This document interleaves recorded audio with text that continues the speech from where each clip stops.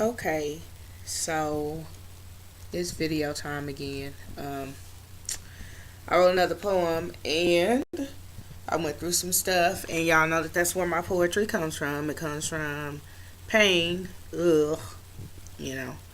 Um, man, I wish, well, not wish, I know one day it'll come to where I'll be able to write from a place of joy and peace and stuff like that, but from right now, my poetry still comes from the same place. And like, I am struggling with feelings of inadequacy, and not with the Lord. I know I'm adequate for Him.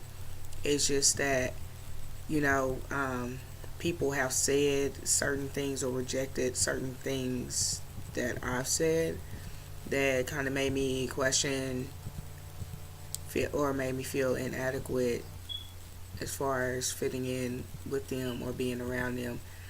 And it kind of makes me want to shut down, because I'm like, that's not what I need. Like, I'm already struggling with enough. Like, I'm trying to overcome like 31 years of torment or whatever, but I mean, actually, like 21 or 22 years of it if you want to count from when I was old enough to actually understand heartache and pain. So I'm trying to overcome a lot of stuff, and like I'm shedding a lot of my old skin and trying to, you know, going through the process of letting Christ make me whole.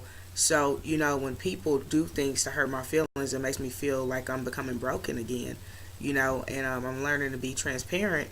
And that's real hard because the more transparent you are, the more you let people in. The more you let people in, the more likely they are to hurt your feelings or to reject you or your theories or your thoughts or your feelings or your emotions.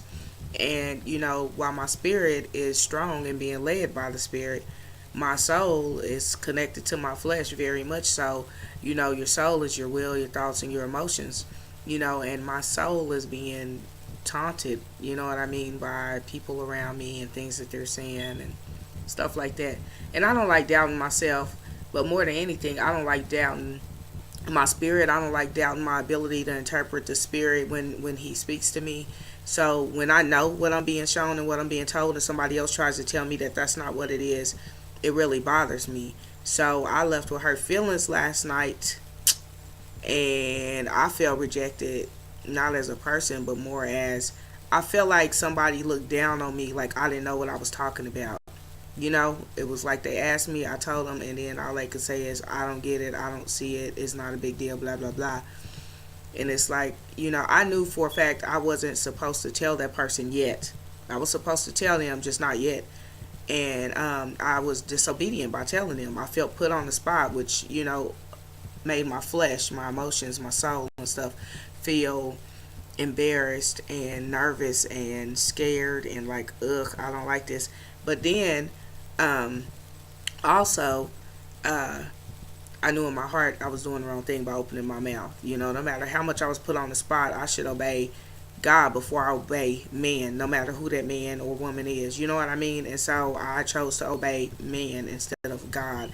And that's my consequence is I pretty much got looked at like whatever, that's not of God, or you don't know what you're talking about. And it's like, don't do that, keep that to yourself. But whatever, I guess they was just being transparent with their opinion too. So here's the